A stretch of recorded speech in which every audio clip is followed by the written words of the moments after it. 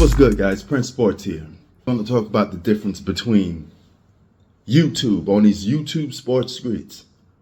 You notice that for the average YouTuber, right, the average sports YouTuber, for him to come up, now he has to go up against Shannon Sharp, Skip Bayless, Kwame Brown, Gilbert Arenas, Paul George, Draymond Green. The list goes on, right? Which is a completely unfair battle between a YouTuber who's just getting his foot in. He may be smart, he may be educated, he may know a lot about the game, but he can't even express that because he's getting overshadowed by guys that already have clout and have a name for themselves. Of course, people are going to tune in to hear Draymond Green talk smack or talk shit because it's Draymond Green compared to a guy that's just coming up on YouTube. So now the YouTuber has to almost be friends, be super nice to the former athlete or the former journalist, whatever the case may be, just to even get recognition, right? Even if they don't believe in the guy no more, or they don't even believe half of those things what the former player is saying, they have to sit there and, oh man, you was a man, you was great, you was this, I was your biggest fan. So now you become a fanboy on YouTube instead of talking about sports, right? So that's one of the problems with YouTube and how hard it is for this younger generation to come up. So I'm speaking to the young folks because now this is a real struggle, okay? So now after you try to compete against those guys, which is almost impossible, you have to compete against the other YouTubers that got a little bit of clout for themselves, right? And those YouTubers are the ones most likely going to get the interviews from the Gilbert Arenases, the Draymond Greens, and all those other guys, right? So they hog up that scene, putting you down again. So now you have to deal with those groups of people. So the climate is changing. The atmosphere is changing. So if you're on a come up and you're a YouTuber, you have it hard. Now you don't get the advantage that I had because I've been in YouTube with like the pioneers. So I was able to come up differently. But if I was some young 22-year-old kid that just wanted to get into YouTube, I wanted to spread my sports knowledge, it'd be a little more harder to do it now with all of those elements in the way, right?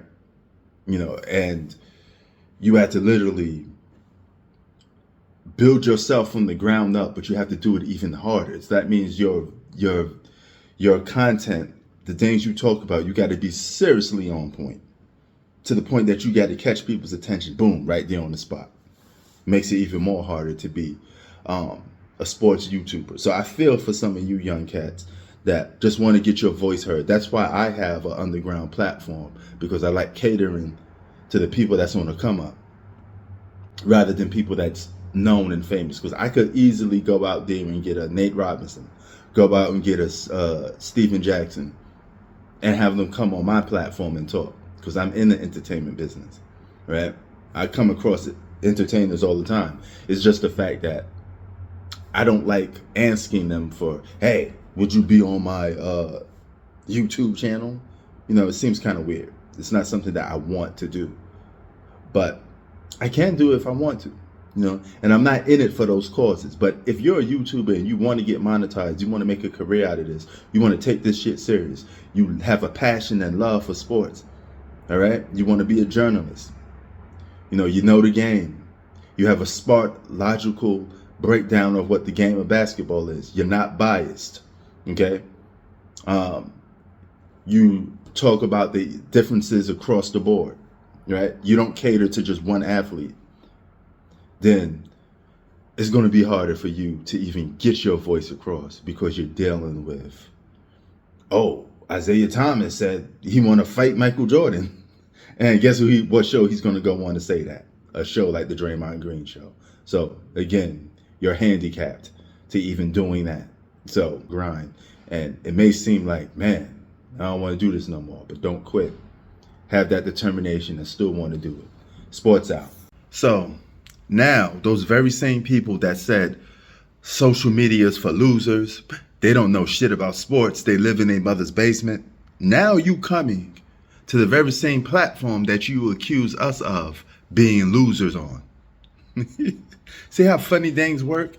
Because you reason why you're here is because cable TV is no longer or holds the same value as it used to. ESPN don't hold the same value as it used to. People used to go to ESPN and sports networks for their sports news. But when they realized you guys dropped the ball because all you did was debate videos, all you did was agenda narrative driven videos. You don't do nothing that critiques to the game of basketball, right?